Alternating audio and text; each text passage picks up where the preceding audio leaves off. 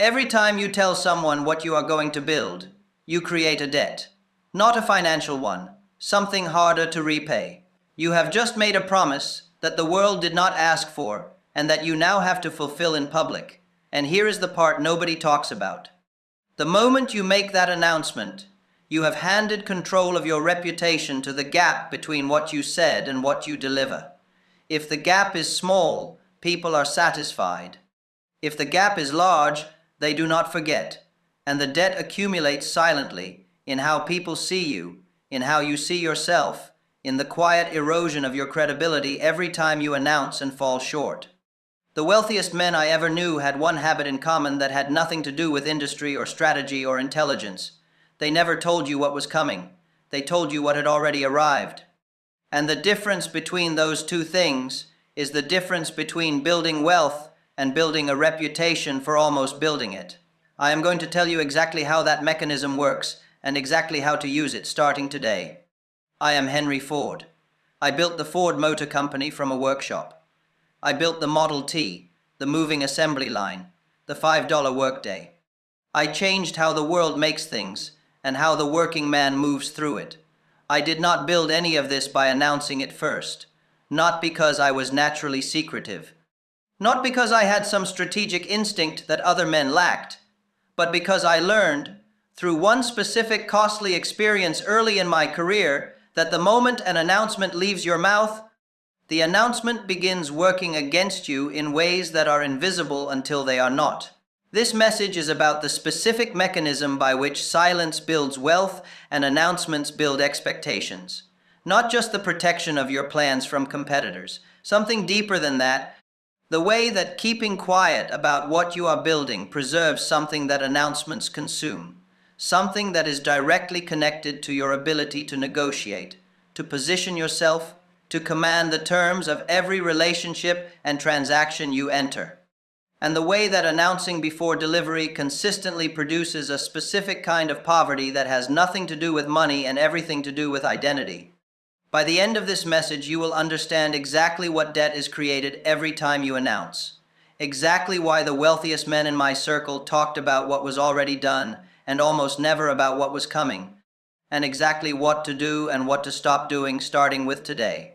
Listen to this daily.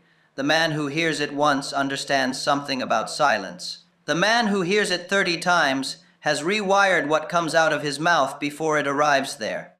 Most people understand debt in financial terms. You borrow something, you owe it back with interest. The transaction is clear. The obligation is written. The cost of not repaying is visible and enforceable. The debt I am describing is none of those things. It is invisible. It is not written. It is not enforceable by any external party. And that makes it far more dangerous than financial debt, because you can carry it for years without recognizing that it is accumulating and without understanding why your position in the world feels slightly weaker than it should. Every announcement you make about something you have not yet built creates a specific obligation. You have told someone, or many people, what you are going to do. That telling is now lodged in their memory of you. They are not necessarily tracking it consciously. They are not keeping a ledger. But when the future arrives, when the thing you said you were going to build either appears or does not, their experience of that outcome will be measured against what you said. And the measurement happens automatically, whether you remember making the announcement or not. If you deliver what you said, the debt is repaid. But repaying an expectation is not the same as exceeding one. When you deliver exactly what you promised, the response is satisfaction, not admiration. The thing arrived as expected. Good. The person who receives the fulfilled expectation does not walk away thinking more of you. They walk away thinking exactly what they already thought of you, because the result matched the prediction. When you deliver without having announced, the result has no ceiling. There was no prior prediction for it to be measured against. The result arrives as something new, as something that the person receiving it did not know was coming, and the full weight of the result lands without any of it being absorbed by the expectation that would have preceded it. This is the first and most important distinction. A delivered announcement earns satisfaction. A delivered surprise earns admiration. And over time, The accumulation of admiration versus the accumulation of satisfied expectations produces completely different positions in the world.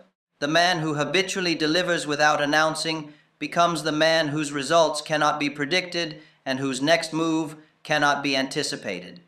The man who habitually announces before delivering becomes the man whose results are always measured against his previous claims. His best work produces satisfaction, his ordinary work produces disappointment, and his failures produce something that compounds far beyond the failure itself. There was a specific period early in the development of what became the Ford Motor Company when I made the mistake of describing a performance capability that I was still working to achieve before I had achieved it. Not to a competitor, to a group of investors and industry observers at a gathering in Detroit in the early 1900s. The capability I described was a level of engine reliability that I was genuinely working toward and that I believed we would reach. The description was honest in the sense that I was not fabricating something I knew to be false, but the description was premature. The capability I was describing existed as a goal and a near certainty in my own mind. It did not yet exist in the engine. The response at the gathering was positive. The description created genuine interest and elevated the sense of what we were building. I left that evening feeling that the announcement had been a useful thing. It had positioned the company in the minds of people who mattered. It had described a direction that was real and achievable. What followed was months of managing the gap between what I had described and what the engine currently was. Every conversation with the people who had been at that gathering carried the weight of the announcement. Every question about our progress was implicitly a question about whether we were closing the gap. Every small setback in the development process was not just a setback in the engineering. It was evidence, in the minds of the people who had heard the announcement, about whether the claim I had made was going to be honored. The engineering problem that would have been a normal part of development, addressed in private and solved in private, became a visible liability because I had created an expectation in advance of the solution. And managing the expectation, managing the conversations and the impressions and the sense of progress, consumed time and mental energy that belonged to solving the actual engineering problem. When we reached the capability I had described, there was satisfaction from the people who knew about it. The announcement had been fulfilled. But the satisfaction was precisely calibrated to the size of the expectation. It did not exceed the expectation. It met it. The result, which would have produced genuine admiration if it had arrived without prior announcement, produced instead a collective nodding. They had been told this would happen. It had happened. Good. I never made that kind of announcement again, not because the experience was catastrophic. It was not. But because the cost of managing the gap between announcement and delivery was visible and real, and the benefit of the announcement, measured against what the same result would have produced without it, was clearly lower. The announcement had converted a potential surprise into a fulfilled expectation. And fulfilled expectations do not build the kind of reputation that compounds into wealth. In the years when I had the opportunity to spend real time with Carnegie, Rockefeller, Firestone, and other men who had built substantial things, I paid close attention to a pattern in how they spoke about their work. The pattern was consistent enough that it stopped feeling like a coincidence and started feeling like a discipline. These men talked about what had already been done. They talked about results that existed. They talked about decisions that had already been made and were already producing outcomes. When they described the past, they were specific and sometimes detailed. When anyone asked about what was coming, what the next move was, what they were planning or building, the answers were brief and general and quickly redirected to something already accomplished. I noticed this and I began asking about it directly, not in a way that would seem like an accusation of secrecy, but in conversations about how they managed the public dimension of their work. I asked whether the pattern was intentional or simply the natural result of having so many accomplished things to speak about. Rockefeller was the most direct on this point. He said something I have thought about many times since. He said that the announcement of a future intention is a form of spending in advance of earnings, that when you describe what you are going to do, you are borrowing credibility against a future result that does not yet exist, and that, like all borrowing, It carries a cost, the obligation to deliver exactly what was borrowed against, and the interest payment of managing the expectation in the time between the announcement and the delivery. He said he had learned early that the cost of borrowing credibility in this way was almost always higher than the benefit of the announcement. That the attention and positioning value of describing what was coming was real but small, and that it was almost always exceeded by the cost of what was lost in the delivery, the gap between the anticipated result and the actual one that any gap in expectation management produced. He said the men who accumulated the most over time were men who only spent credibility on things that already existed. Their words described facts, and facts could not be challenged or fall short. A fact either existed or it did not. A delivered result either matched a prior expectation or it exceeded one. The men who had learned to speak only of facts accumulated credibility with every statement. The men who spoke of future intentions accumulated obligation with every statement. This framing, credibility as a financial asset governed by the same logic as financial capital, changed how I thought about what I said from that point forward. Every announcement is a withdrawal. Every delivered result described after the fact is a deposit. The man whose balance of credibility is consistently high, because he deposits more than he withdraws, is the man whose next statement is taken seriously without requiring proof. And that credibility, compounded over years of consistent behavior, is worth more in negotiations, in relationships, and in influence than almost any other single thing a man can possess. When you tell someone your goal, you do more than share information. You sign a contract with them about who you are going to become, not a legal contract, a social one. And social contracts, while not legally enforceable, carry real consequences when they are broken. Here is how the contract works. You tell a person whose opinion matters to you that you are going to build something. They receive that information and update their model of who you are. They now expect, in a quiet background way, that the person they are dealing with is the kind of person who builds that thing. The announcement has defined you to them, not permanently, but really. If you build the thing, the contract is honored. Their model of you is confirmed. The relationship continues on the terms it was on before, with no significant change in how they see you. If you do not build the thing, the contract is broken. Their model of you is now inconsistent with the reality they observe. And the way the human mind resolves that inconsistency is not flattering to the person who made the announcement. When a prediction fails repeatedly, the audience does not update the prediction. They update their assessment of the predictor. They begin to discount your future statements before they have heard them, not consciously, not with malice, automatically, as a function of pattern recognition. And here is the specific cost that compounds. You do not know exactly when it happened. You do not know precisely which announcement started it. You do not know which person's model of you shifted and when. You only notice, eventually, that conversations feel different than they did before, that your statements carry slightly less weight, that people nod when you describe your intentions but do not lean in. The discount has been applied, and it was applied silently, incrementally, across a period of time that makes it impossible to trace back to any single broken contract. This is the poverty of announcements, not dramatic, not sudden, a quiet, invisible erosion of the most valuable currency a person who is trying to build something can have. The currency of being believed before proof is offered. There was a man named Walter in the Detroit business world in the early years of my career there.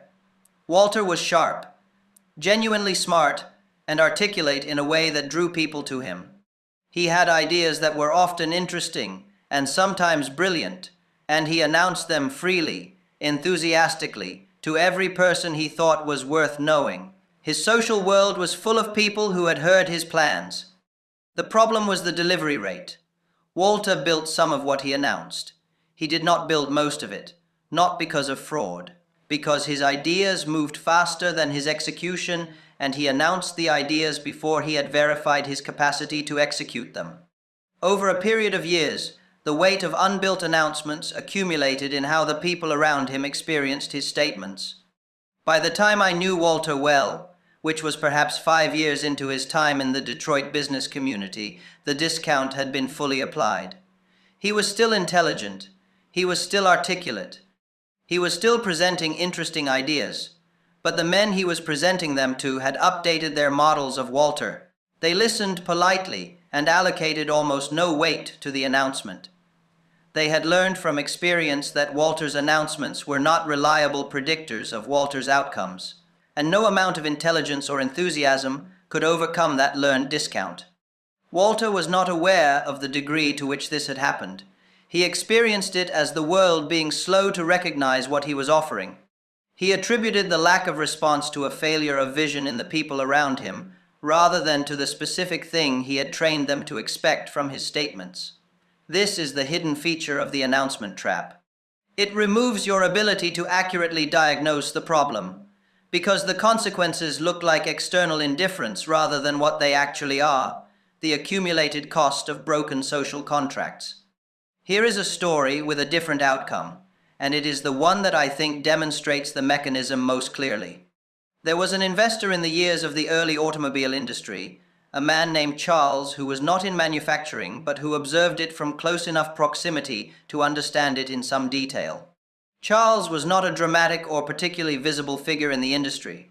He was known to be present, to be attentive, to have resources, but most of what he was actually doing with those resources was not publicly discussed, including by Charles himself. What Charles was actually doing, as I came to understand over a period of years through different interactions with him, was accumulating positions in various industrial ventures at precisely the moments when no one was watching closely. He identified opportunities when they were small, and the public attention was elsewhere. He built positions when the sellers were willing to deal on reasonable terms because there was no competition for what he was acquiring, and he announced nothing about any of it.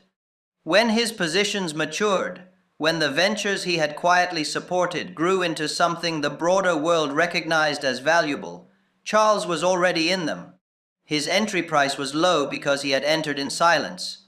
His position was strong because no one had bid against him during the quiet period, and the results, when they became visible, arrived with no prior announcement against which to measure them. I watched this happen across several situations over a number of years, and the pattern was unmistakable. Charles never told anyone what he was about to acquire. He never described his reasoning for pursuing something before he had pursued it. His conversations about his work were backward-looking, describing things that were already done, results that already existed, positions that had already been taken. His forward-looking statements were essentially absent. The result of this, over time, was a specific quality of reputation. The people who knew Charles well understood that when Charles did describe something, it existed. When Charles mentioned having a position in something, the position was real. When Charles described a result, the result could be verified. His statements had the weight of facts because his statements had always been facts. And this credibility, accumulated statement by statement over a period of years, meant that when Charles spoke in a room, the room stopped to listen. Not because Charles was loud or dramatic, because the people in the room had learned over time that Charles's words had a specific and reliable relationship to reality. He had deposited enough times and withdrawn so rarely that his credibility balance was essentially unassailable.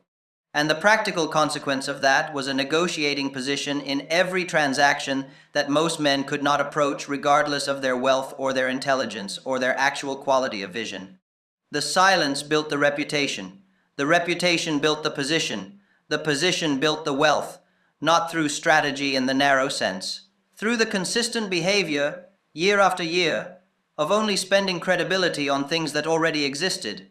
Here is the first exercise. It is simple and uncomfortable in equal measure. Write down every significant thing you have told another person you were going to build, do, or become in the past year. Do not filter for reasonableness or fairness. Write every goal you made public, every intention you announced, every plan you described in terms that committed you to a visible outcome. Now mark each one. Did it happen? Is it underway in a form that a neutral observer would describe as real progress? Or is it still in the position it was in when you announced it?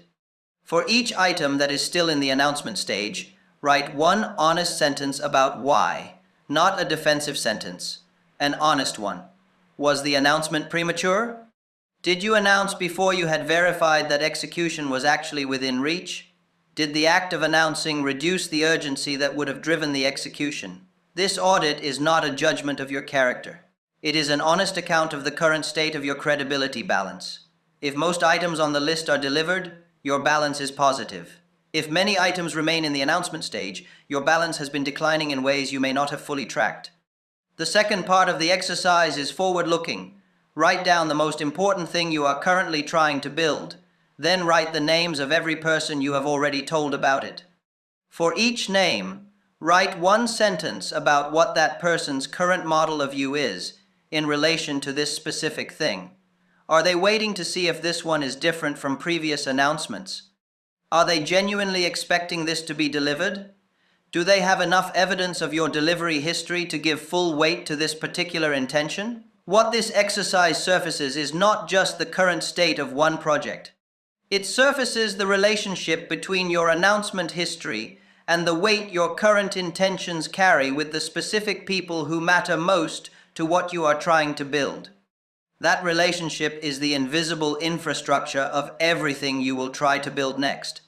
And seeing it clearly, perhaps for the first time, is the beginning of managing it deliberately rather than accidentally. I have described the mechanism in terms of credibility and reputation because those are concrete and traceable.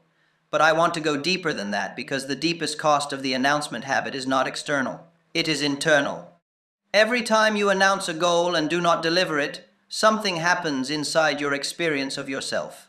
Not dramatically, quietly. The part of you that made the announcement and the part of you that observes the non-delivery are the same person.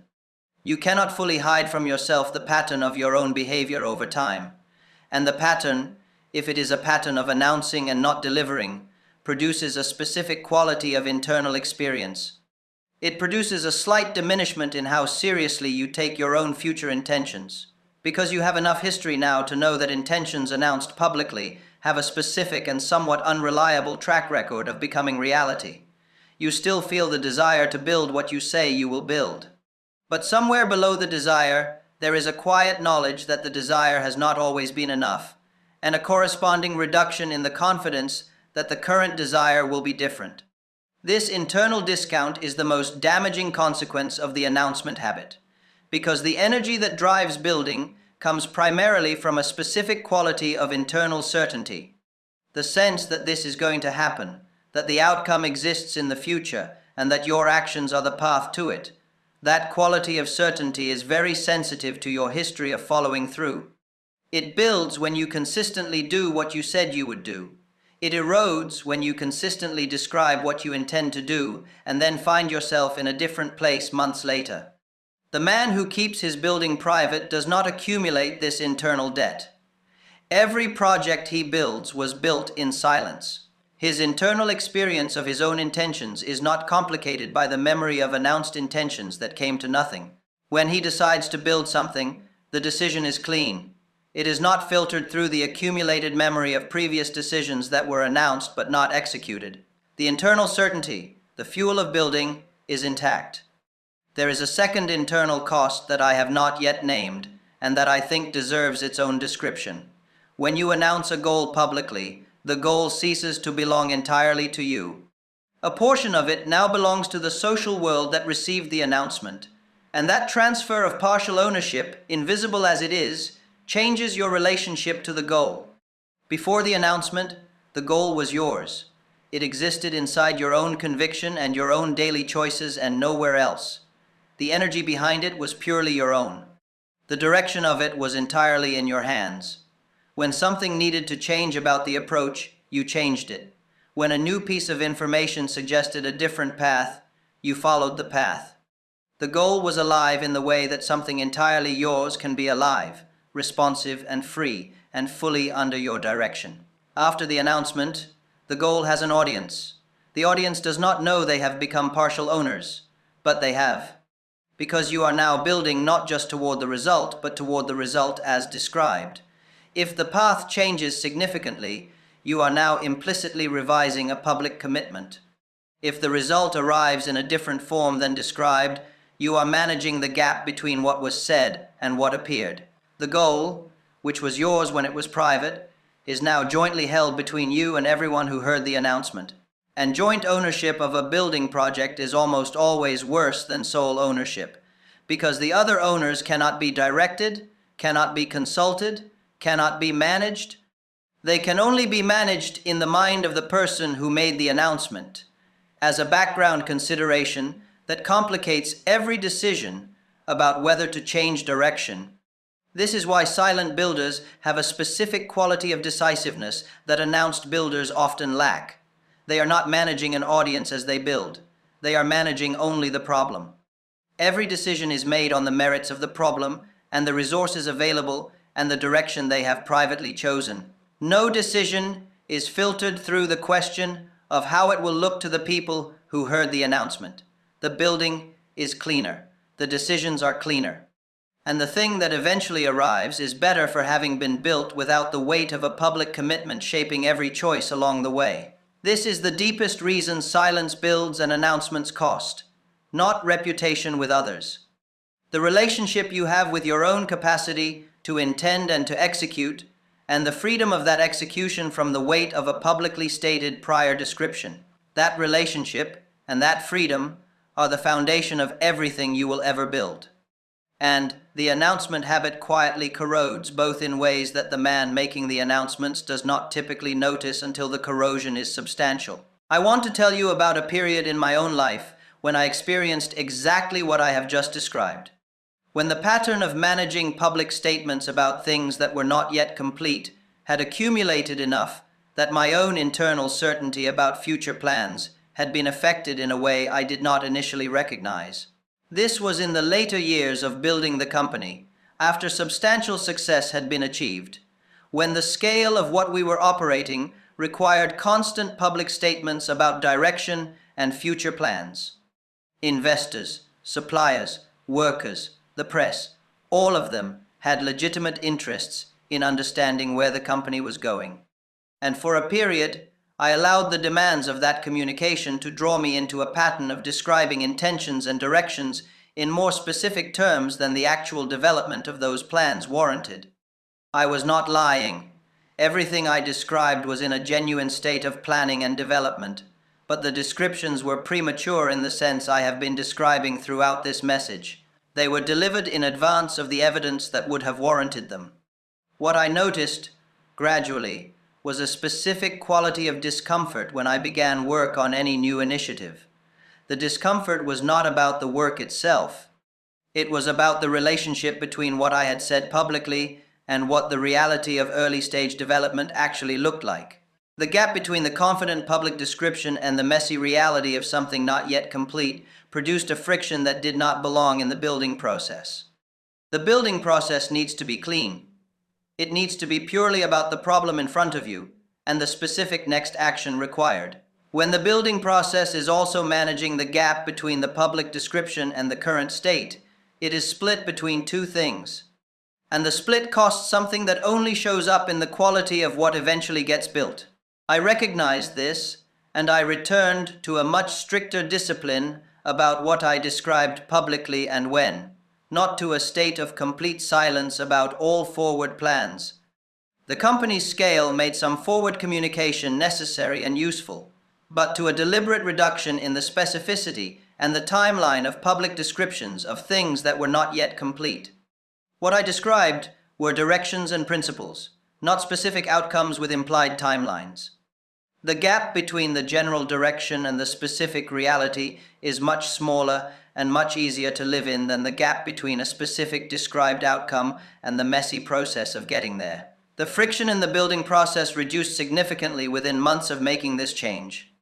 The clarity I needed to work well on specific problems returned to the level it had been at in the earlier years, before the scale of the operation had drawn me into premature specificity in my public communication.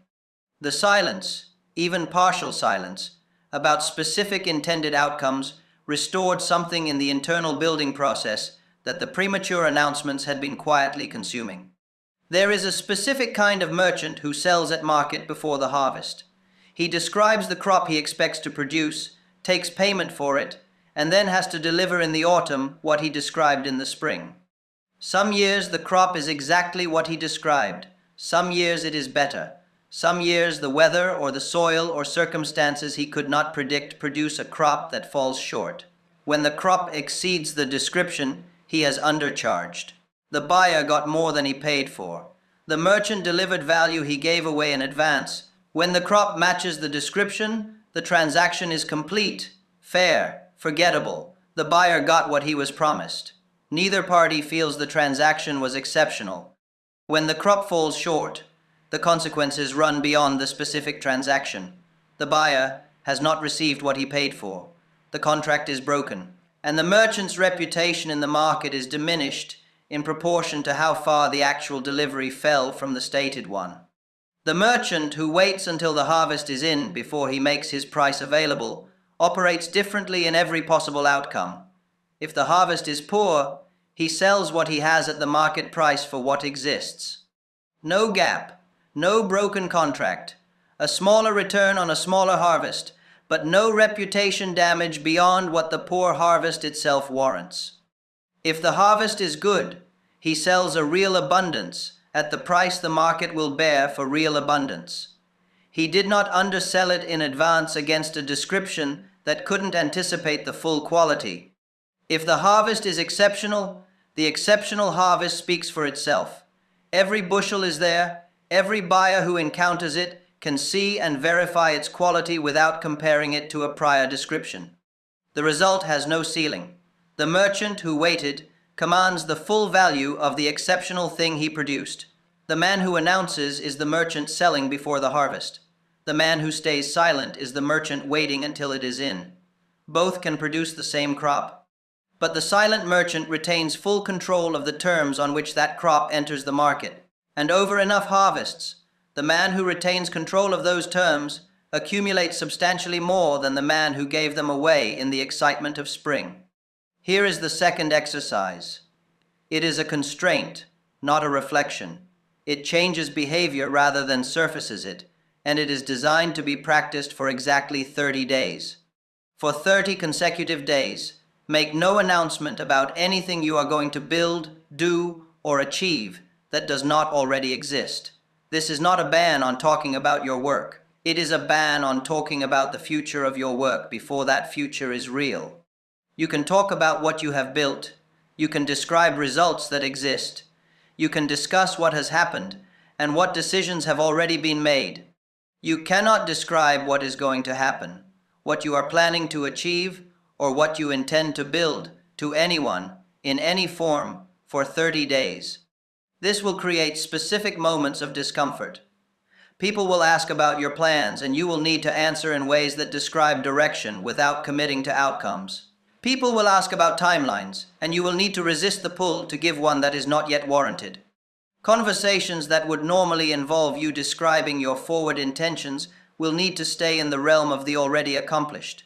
Pay attention to what happens in those moments. The discomfort of not announcing is informative. It tells you where the announcement habit is most ingrained. It tells you which relationships have been built on a diet of your forward intentions rather than your delivered results. It tells you where the habit of trading in future descriptions has replaced the habit of delivering first and describing after. At the end of 30 days, look at what happened to the project you are most focused on. Did it advance faster or slower without the social dimension of managing external expectations about it? Did the absence of announced intentions change how you experienced the daily work on it? Did any of the people who knew about the project react differently to it, or to you, in the absence of ongoing forward announcements? What most people find in those 30 days is one of two things. Either the project advances noticeably without the friction of managing the gap between announcement and reality, or the project stalls, and the stall reveals something important, that the announcements had been serving as a substitute for the actual progress, that telling people about what was coming had been producing enough of the feeling of progress to reduce the urgency of actual progress. Both findings are valuable.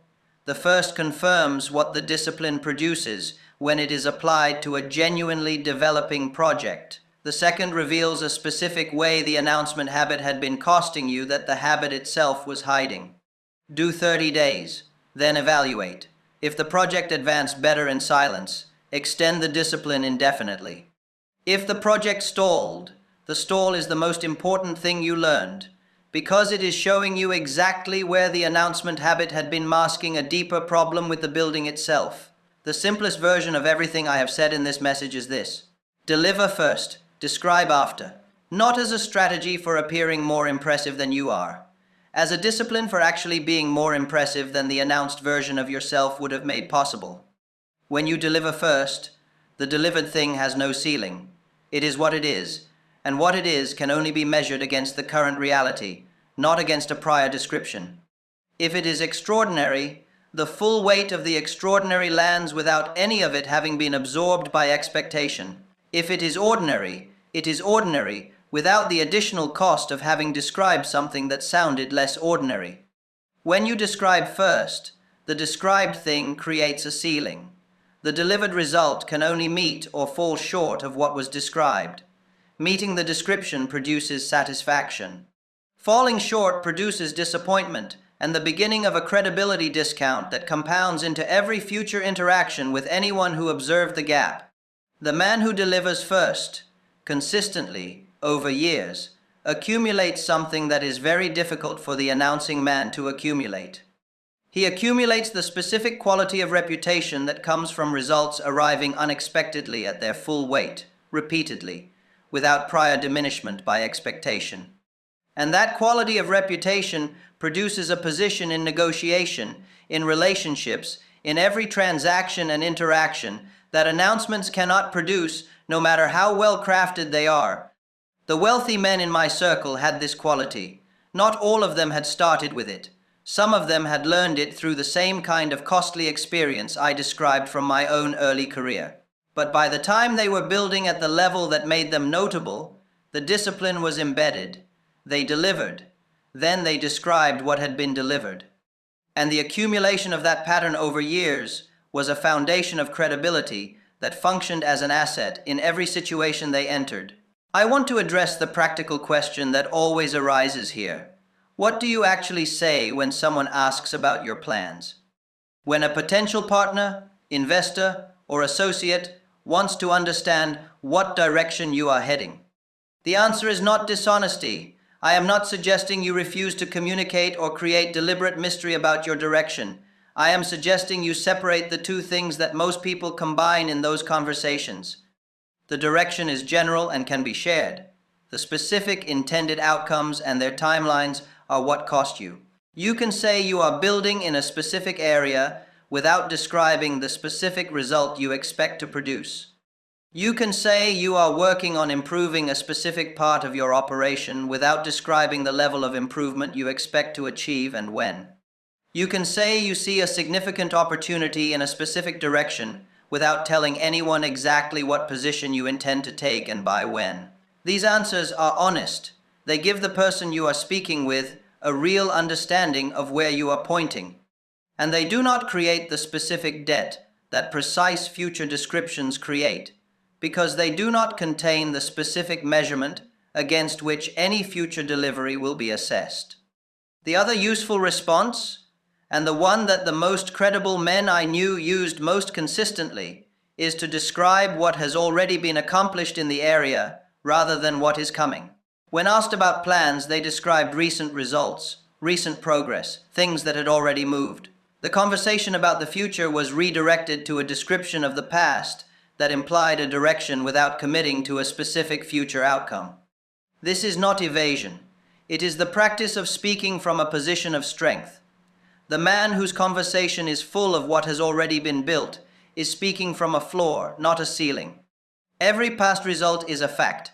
Facts can only be verified, not fail to meet. And a conversation full of verified facts is a conversation that builds the credibility balance rather than spending it. I want to describe the experience of silence working, because the first period of practicing this discipline does not feel like it is producing anything visible. And that absence of visible output, if misread, can cause people to abandon the discipline before the compound effect has had time to accumulate. The first weeks of the silence discipline feel like restraint, like holding something back that wants to come out. The pull to share what you are building, to describe the direction, to seek the social experience of being a person with a plan is real. And not satisfying that pull produces a mild, ongoing discomfort that the announcement habit had been managing. What you will notice, if you stay with the discipline, is that the building process becomes simpler, not immediately, gradually. The absence of a publicly stated expectation to manage removes a specific weight from the daily work. The work is no longer performing as well as advancing. The effort that was going into managing the gap between public description and current state redirects itself toward the actual problem at hand. The other thing you will notice, over months rather than weeks, is how results land when they are delivered without announcement. The specific quality of the reception is different. When something is expected, its arrival produces a nod. When something arrives unexpectedly, its arrival produces something more than a nod. And that difference, experienced enough times, becomes self-reinforcing. The silent delivery produces a better response than the announced delivery. And the better response reinforces the practice of delivering in silence. Over years, the accumulation of these better responses produces the quality of reputation I described in the story of Charles. The man whose results consistently arrive without prior description, at their full weight, and without being measured against a prior expectation, becomes the man whose rare forward statements are received with unusual seriousness. Because the people who know him have learned that when he describes something, it exists or is about to. The silence between his delivered results and his rare forward statements has trained them to take those statements as close to facts. That is the compound effect of the discipline, not visible in any single delivery, visible, unmistakably, in the quality of the position it builds over time. Here is where everything converges into a single principle that I want to state as clearly as I can. The only announcement worth making is the one that describes what already exists. Not because future plans are bad or because the ambition behind them is wrong. The ambition is necessary and the plans serve it. But the public description of an unbuilt thing is always a withdrawal, and withdrawals without deposits eventually produce a deficit in the account that matters most to everything you want to build. The announcement of what already exists is always a deposit. It is a fact. Facts cannot fall short of expectations. Facts can only be received as what they are or as more than was anticipated.